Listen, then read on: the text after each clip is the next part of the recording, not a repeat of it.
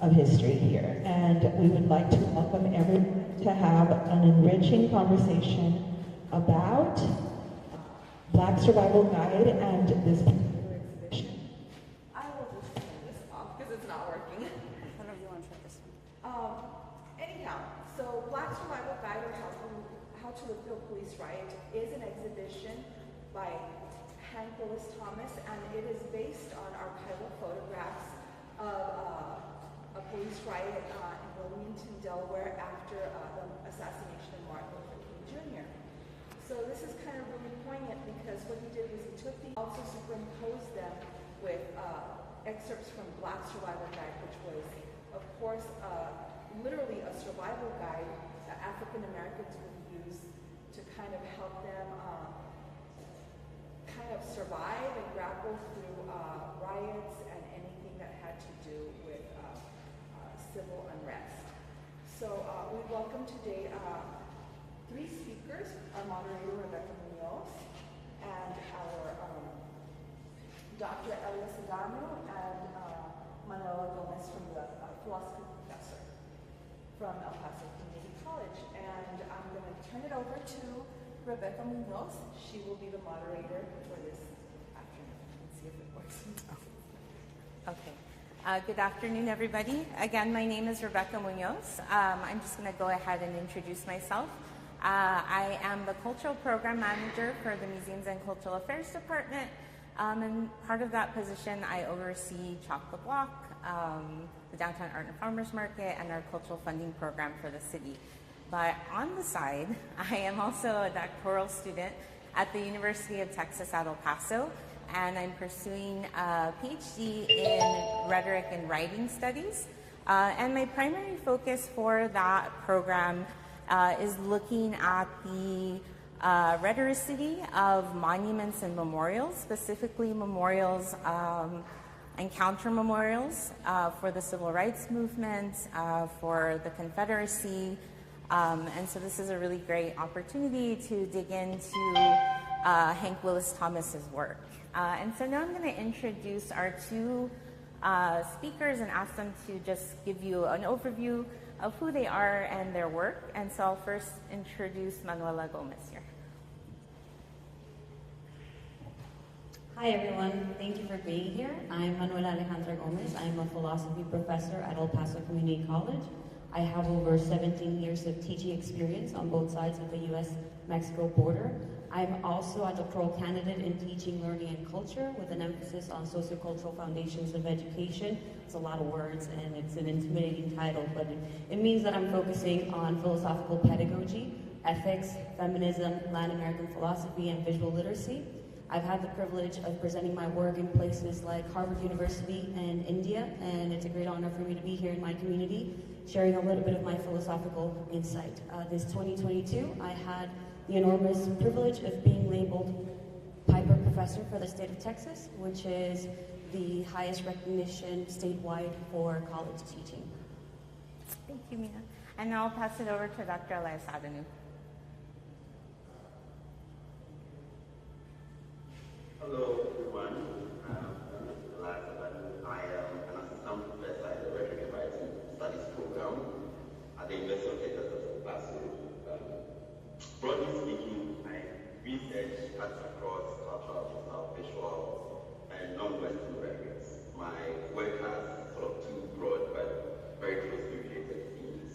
The first has to do with how contemporary Africans on and off the continent sort of experience with their Africanity in literary and visual spaces. And the second sort of broad focuses on how geography shapes public culture and civic action. I'm interested in how Black people on both sides of the Atlantic engage and imagine themselves in resistance to, but also in spite of the brutal histories of imperial conquest, racism, slavery, and so on. And that's the aspect of my work that most connects with today's topic. And it's wonderful to meet all of you. I'd love to be with you in person, but there's something going on with my sinuses. So if you hear any incidents while I speak, don't worry too much on as well. Thanks once again for showing up. Thank you, Dr. Adanu. So I just want to introduce a little more information about the Black Survival Guide, or How to Live Through a Police Riot. As Ms. Marin said, in 2018, the Delaware Art Museum commissioned artist Hank Willis Thomas to respond to the powerful and community-changing public response that followed the assassination of Dr. Martin Luther King on April 4th, 1968.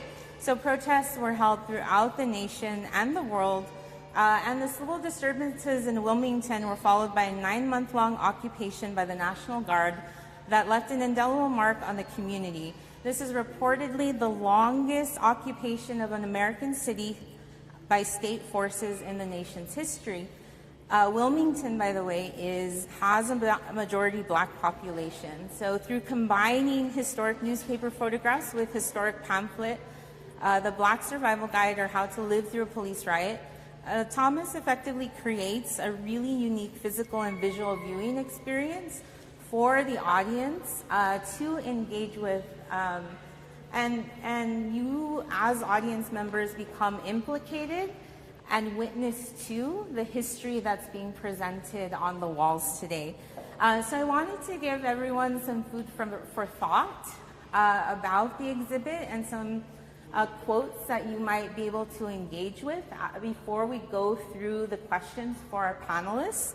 And these are quotes directly from artist Hank Willis Thomas. So the first quote to think on is, "The past is always present. It is not always visible, but like the molecules that we are composed of, it is everywhere, ever-changing, and always part of us."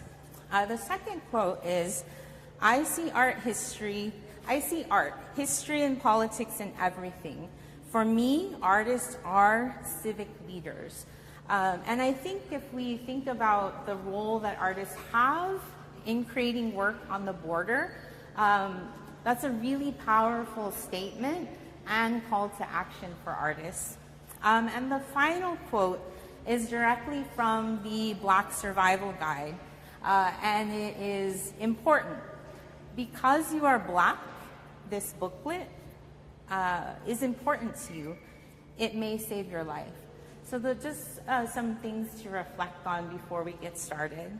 So we'll go ahead and start the question and answer section, and it's going to be framed as a conversation. So if any of the audience members have a question that you would like to ask either of the speakers, please feel free to chime in, because we want it to be fairly organic.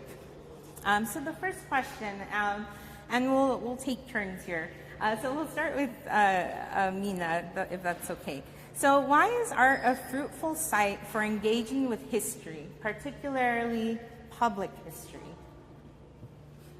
I think it is a very powerful medium of expression that allows for many different things. In my case, it allows for philosophical reflections, for introspective analysis of the self. It also allows us to create a political consciousness. When you're exposed to exhibits like this one, you're forced to question, why are we still dealing with this? History ideally should be in the past, and we shouldn't have to worry about our survival. You turn on the news and you realize that women are having to worry about their survival as we speak. So I think it is a powerful instrument for us to question authority, for us to, like we are doing today, connect with one another. And in the sense of public history, it just allows us to see voices that are not often represented. So in a way, it validates neglected identities, and it just allows us to come together and have these fruitful discussions. Thank you so much. Dr. Adanu? Sure.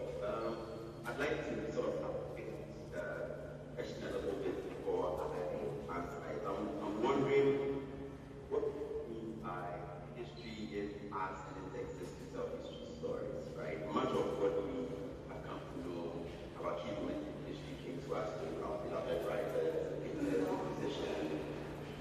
And so, at some basic level, art is history, and history is art.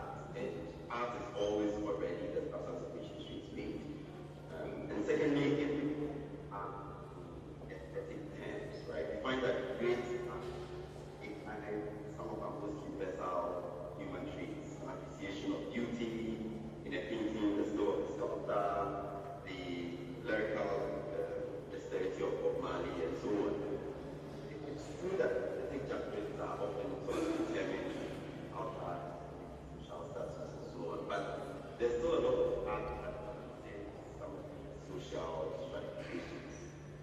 This is why we can read a novel about a lonely orphan in New York City, and you, not because we are orphans, but because we were lonely before. And that quality of art, I think, is what grants us the capacity to empathize with characters, events, business, industry. I guess through that empathy, begin to understand lives and what our response to that is. And then finally, I think, right? So, in death of justice, the witness must always be called. Points in time. So, those are.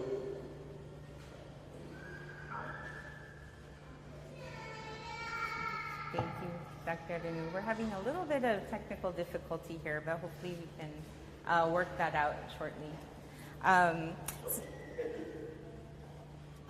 Yes, you're going in and out a little bit. Yes. Let's see. So I'm going to continue on, and hopefully with those connectivity issues will cease. But this is the world of post-COVID or pre-COVID world that we're living in now. So the next question that we have is, how does it impact history within the art that does not necessarily have a written explicit narrative? In what ways does this allow history to speak for itself? How does the artist convey meaning to the viewer? So I think that's a really kind of interesting thing about Hank Willis Thomas' work that we're seeing today, is that there's not necessarily an artist statement associated with this work, and really the guide itself is asking viewers to make their own determination about what they're seeing. So what might that kind of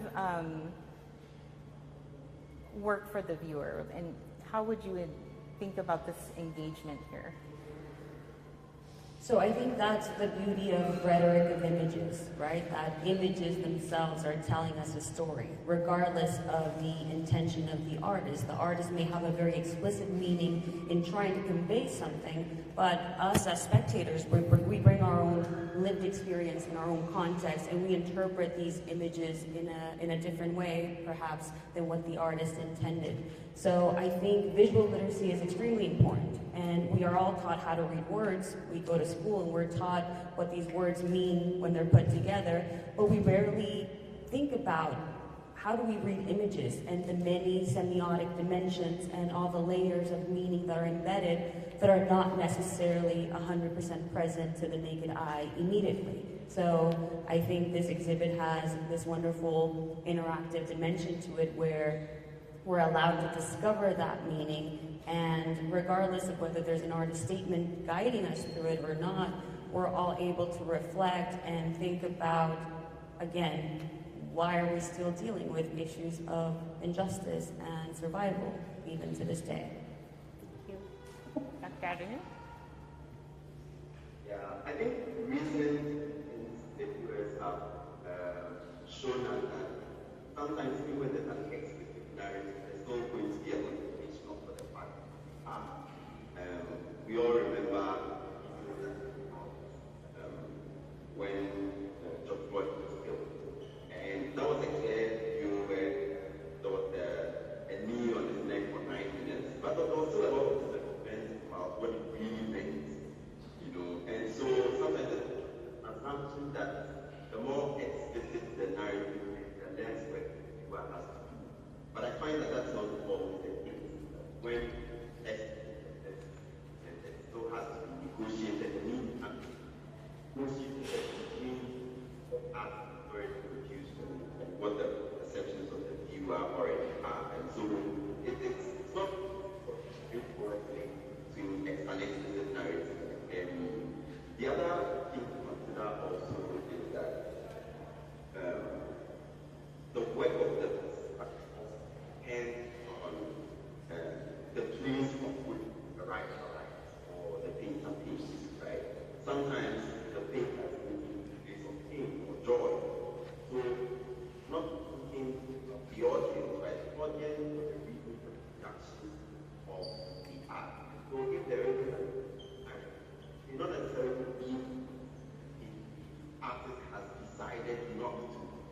my just because there isn't it's not the situation is open, but then finally we also think about the how the medium of art also determines how explicit the narrative can be provided. And we can think specifically about painting used is always already from photography, which is also for my medicine, right? So that can have slightly more,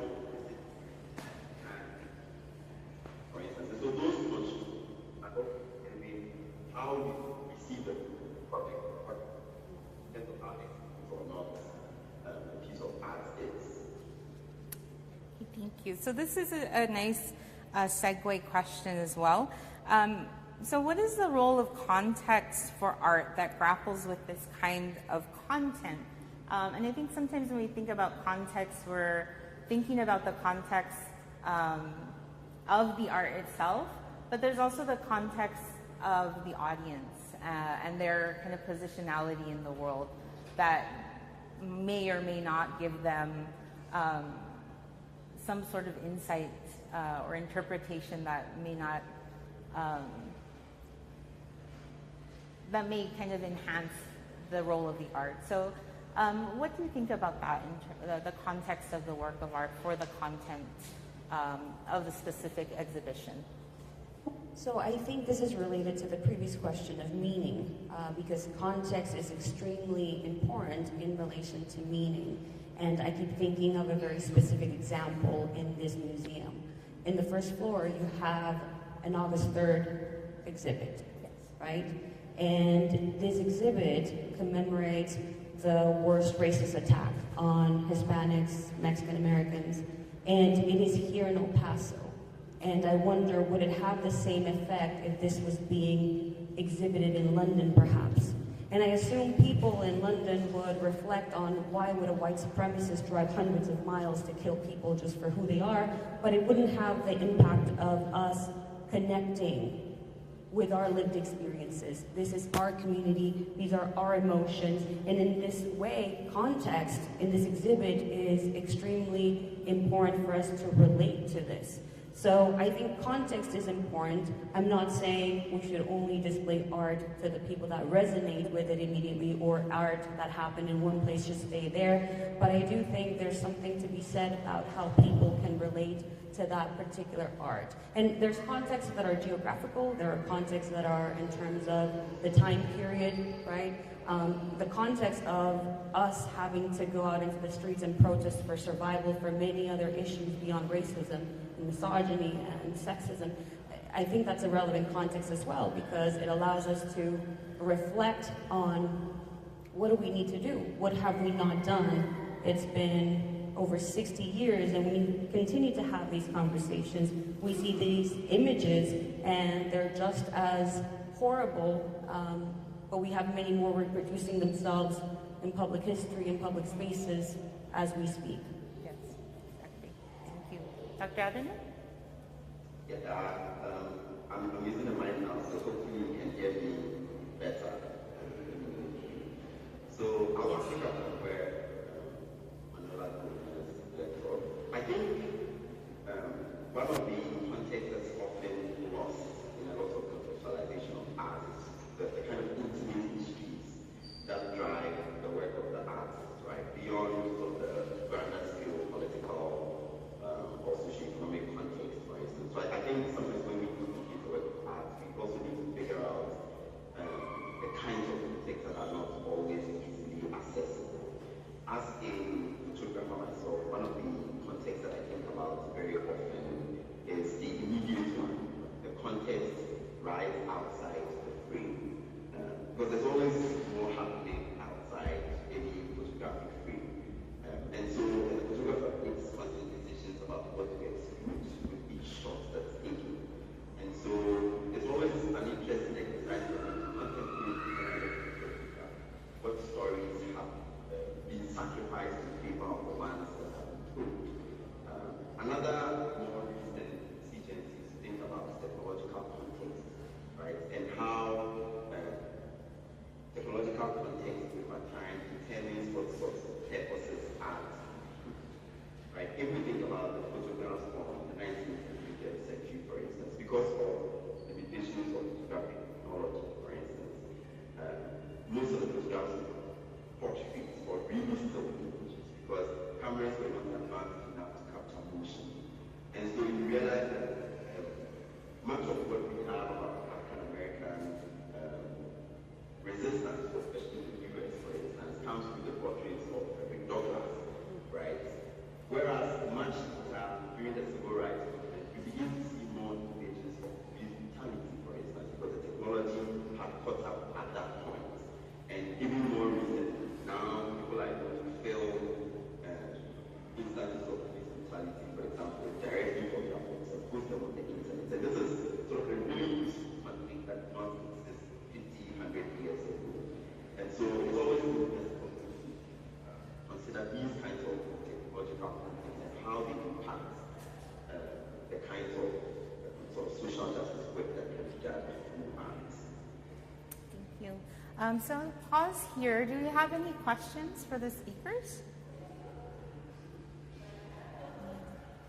Yes. Another question was just a comment. I took your UACC class and I really enjoyed my lessons, so I just wanted to thank you for being here. Oh, Thank you. thank you for being here.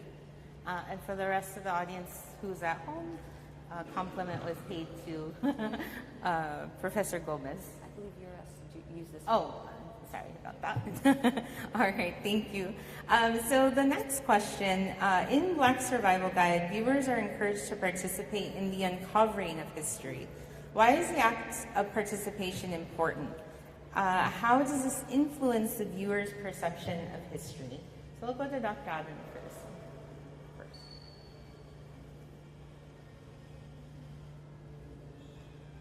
Dr. Adanu? Oh, okay. Sorry, I mentioned so I think participation is sort of always a critical aspect.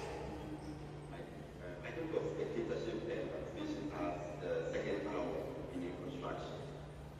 Without art, without act, right? So the essence for participation is simply to sort of amplify the artist's burden among the viewers and sort of widen the surface area of attention required for action.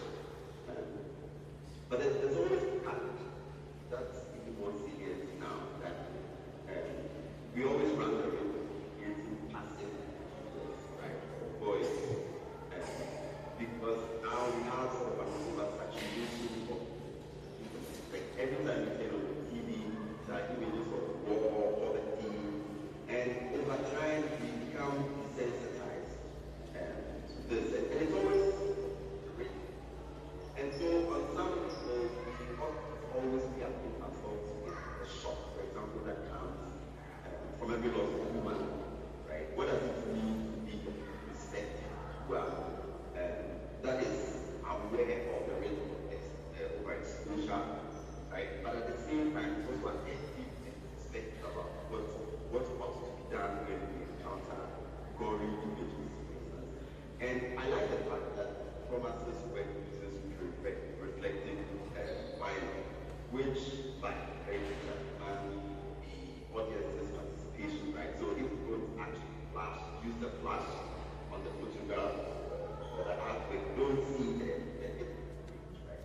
And this is sort of the metaphor for history, that there's so much historical amnesia that the viewer, even at the point of encountering a piece of art, needs to look forward to uncover what the artist is communicating, right? And to be reflective about what it is that they are encountering. And the final thing I'll say is that I think participation creates solidarity between artists and their audiences, right? I'm sure we all know artists who talk about how they get the time that the viewer encounters the work and see themselves in it, feel themselves in it, know that they were seen by work, right? And it's vice versa as well. So I think that participation creates sort of that bridge between the work of the artist and the person's experience of the viewer. And that is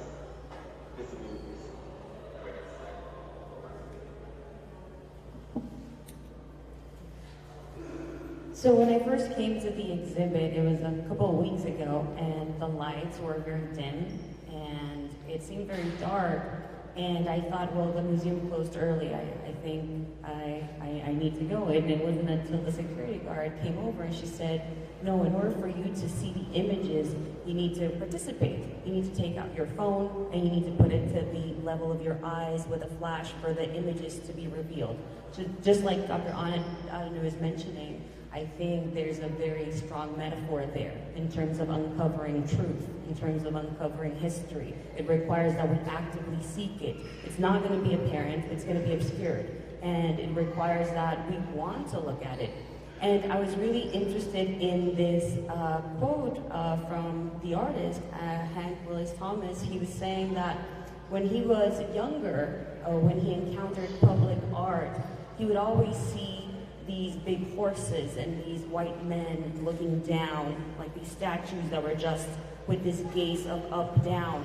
And I find it extremely powerful that there's this gaze of equality embedded into this participatory interaction with the exhibit, because if you point the flash from down here, you won't see anything. If you point it from up here, the image will still not reveal itself. It has to be at the eye level. So whether that's intentional or unintentional, I think symbolically that's very powerful, right? That we're seeing this eye to eye in the sense of we're equals, uncovering these narratives that are hidden behind. So I love that aspect of the exhibit, and I'm glad that the security guard told me how to do it, because I was doing it wrong when I was here.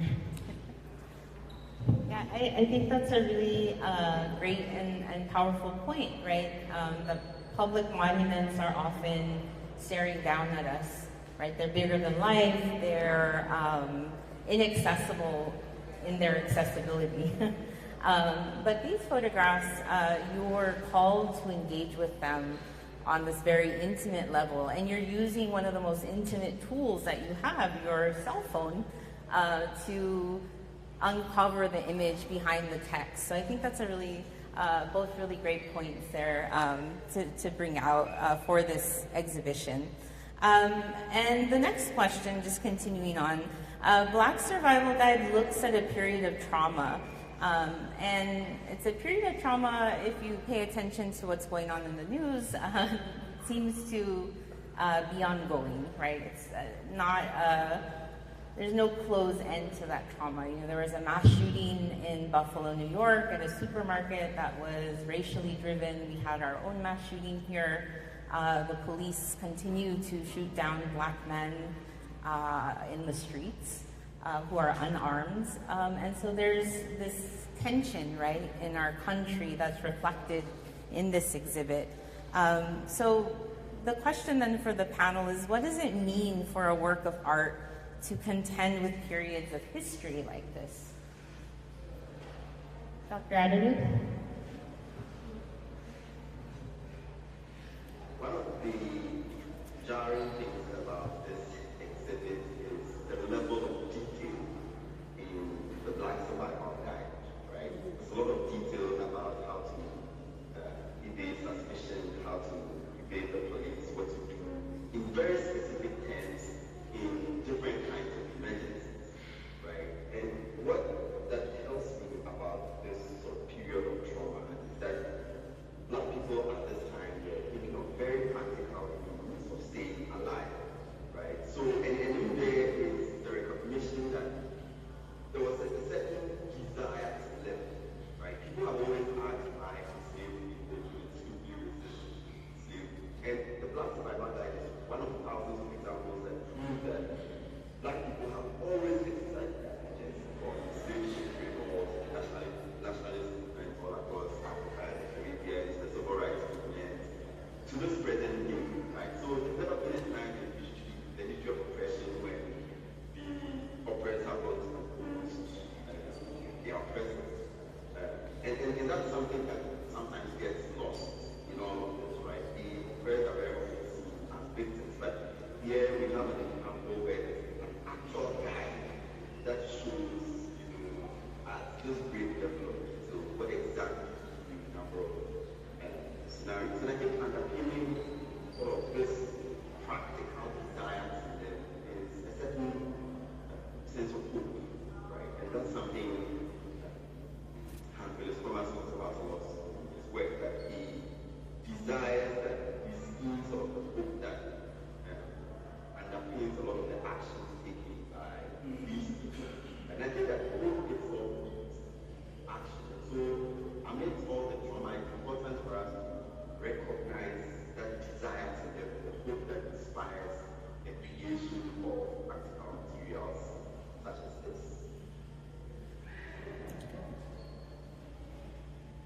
So I think that this question leads us to the question of what is the purpose of art?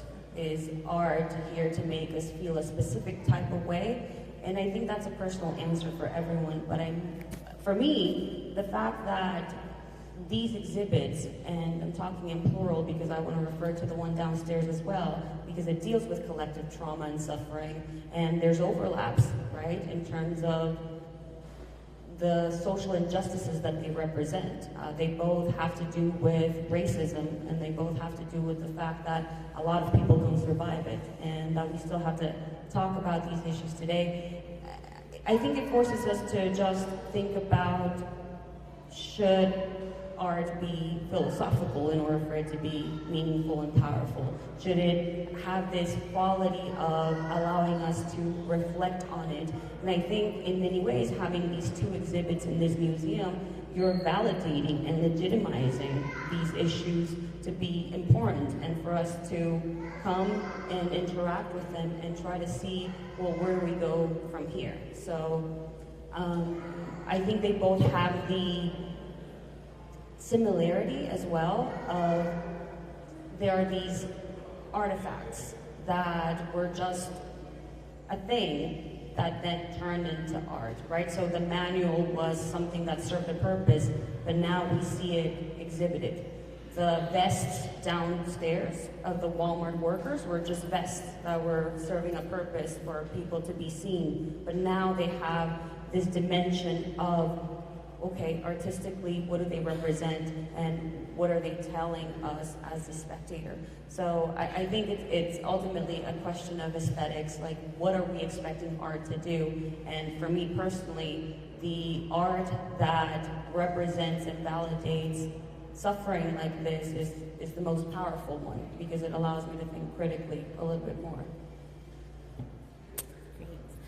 So continuing on, we have our final question here. So who are artists or works of art that you associate with this type of art or historical work? What are the subjects of their pieces? What role is the viewer invited into different works?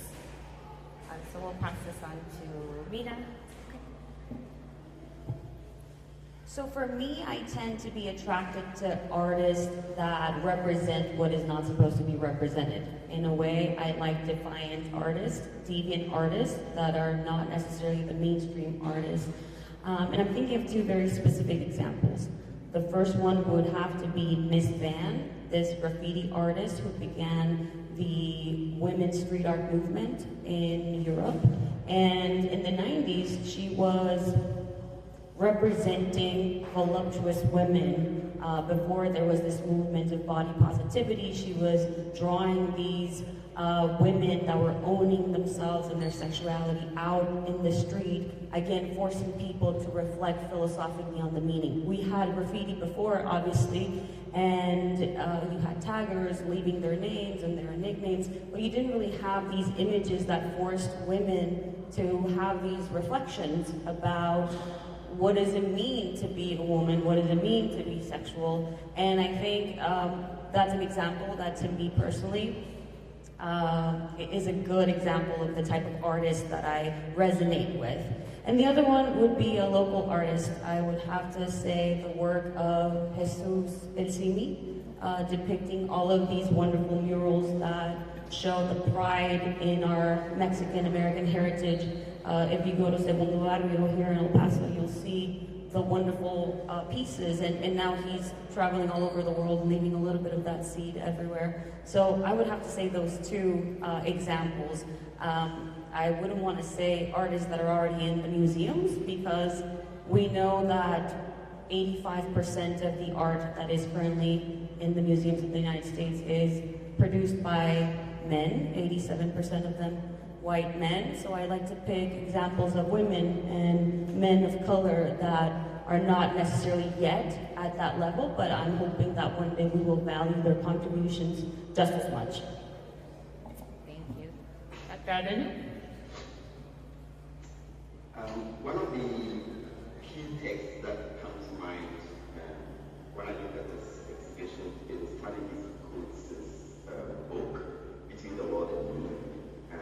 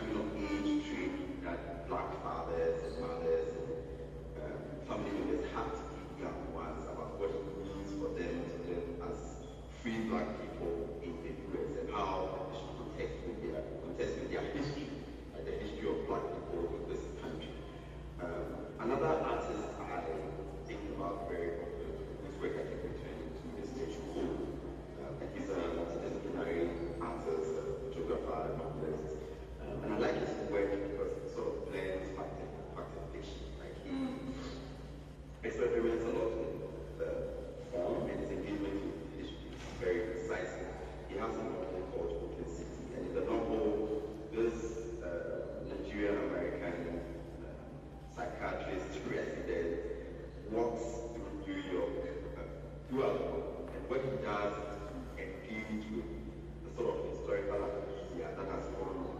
And so he looks at the structures, all the tall buildings in New York, all the restaurants, the fancy places, and the kinds of brutal issues that have emerged as a result of those buildings existing, right? And how contemporary engagement with public spaces sort of defies certain kinds of issues. So that relationship between the past and present constant in public spaces is something that sort of emerges very constantly in his work. I like that. Sejoko also deals a lot with individuals sort of wrestling with their desire to change the world. And I think at some point, as we talked about already, in our engagement with art, each of us has to reckon with themselves what their role is in the better world, right? Again, so that they don't just become passive consumers of art, right? But become active and reflective engagers of art. So that's the sort of thing that emerges in some of the people's work. And then finally, I really like the work Ghanaian work in photography. And this is interesting because I think when I look at their wedding photography, I see a lot of black joy, hope, and love. And I think those are kinds of things that are very often missing in the telling of the stories of any kind of oppressed groups, right? The fact that these people also find spaces where they demonstrate love, joy, and hope to each other. And those are some of the stories that we tend to be missing when we talk about trauma. And so those are, Ghanaian wedding photographers in general also sort of give me a lot of joy and hope as I think about our work through this exhibition as well. Thank you. Any questions from the audience? Yes. So you guys are explaining or talking about how art, and this includes like books, and because they're also works of art. Usually you can put your own meaning to it, based on your experiences. And one example that you guys stated, or was the example of how like the statues, they look down on you. How do you know with art and books and paintings and all kinds of art, if you're putting too much of a meaning into it, that you're twisting the meaning? For example, in Brazil, the Rio de Janeiro Jesus statue, he's not, at least I wouldn't think he's looking down on the city in despise, he's looking over the city as. So how would you think, for example, I don't know, there's other statues of, when I was in DC, there's all these beautiful statues of Abraham Lincoln, who did a lot for the country. He is why, we have come so far. Is he necessarily looking down on everybody, or is he looking over everybody and to open and make sure that everyone's doing okay? Like how can you twist the meaning to something that you don't think, or the artist wasn't meaning to do, or if somebody just an artist painted a picture or wrote a book about something fantasy or something about Star Wars, for example, and then you just twist it around so much the artist has to come out and say, no, I just wrote it because I like space. How do you know when that point is? That's my question. So I will just reiterate a little bit of the question for those at home.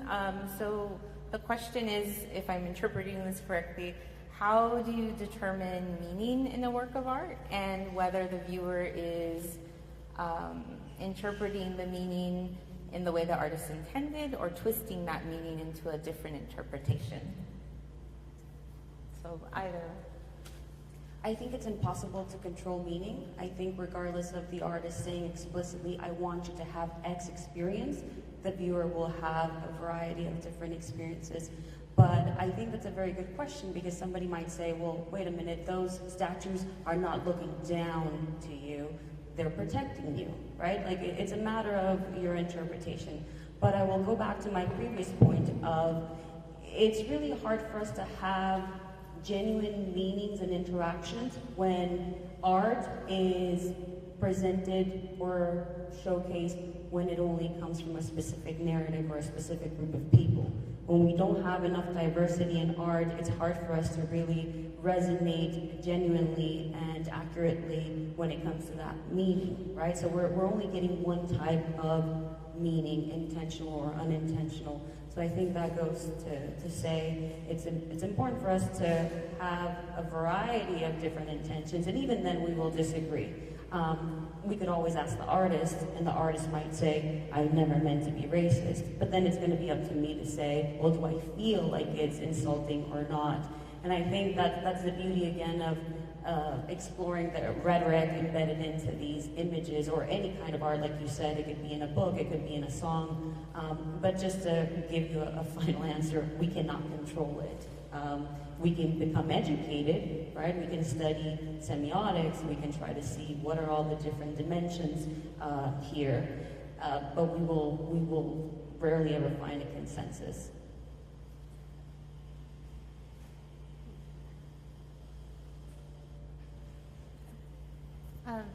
The next question?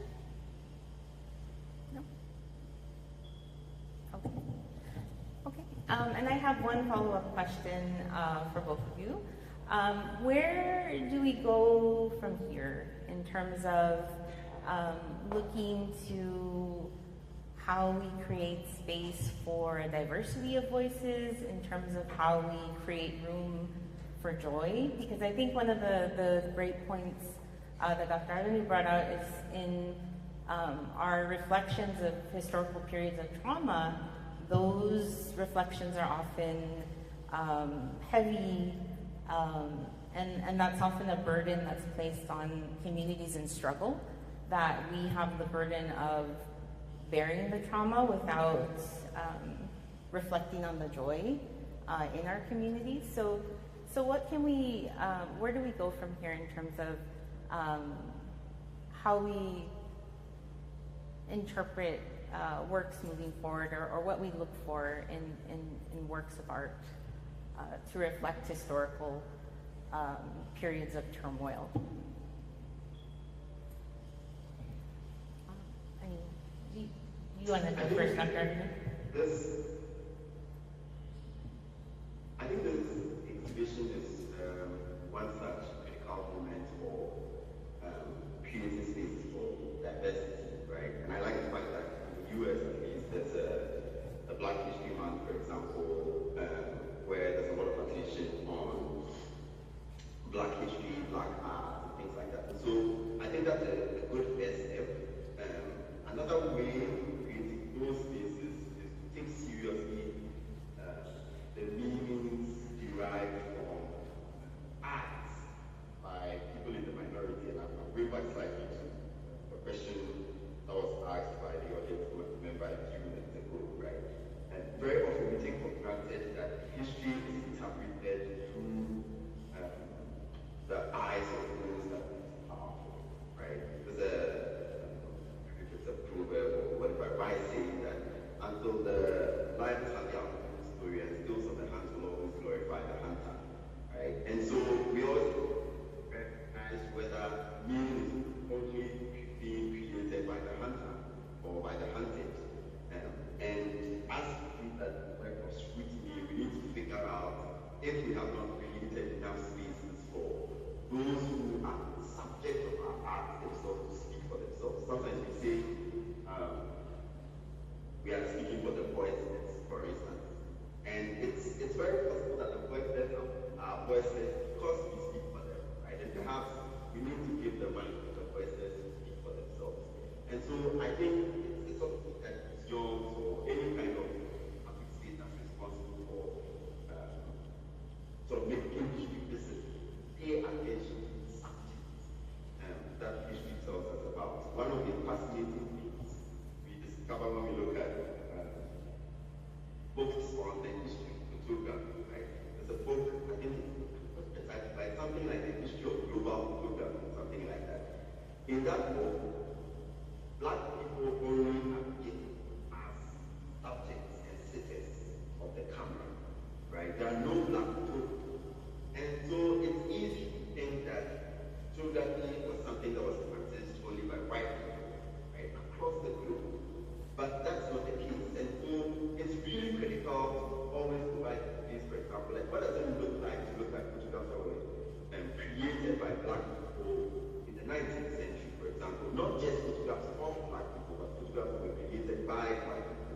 then the final thing I would say is that, and I think I've mentioned this already, we all need participants and viewers and consumers of cultural art to ask ourselves that simple question, right? What is my personal responsibility at this time, right? In doing what is right by this issue. And sometimes the outside is simply educate someone else, right? And sometimes you probably have nothing to do. Perhaps you're sitting at home watching the war going on in Ukraine, and maybe you really don't have any specific thing you can do. Perhaps the finances don't allow you to go to Ukraine. So I think that there are situations where we cannot easily act, but there are also always situations where we have a direct responsibility to act, and it's our responsibility to reflect on those situations and figure out what our own space in our own little way to act to make the world better.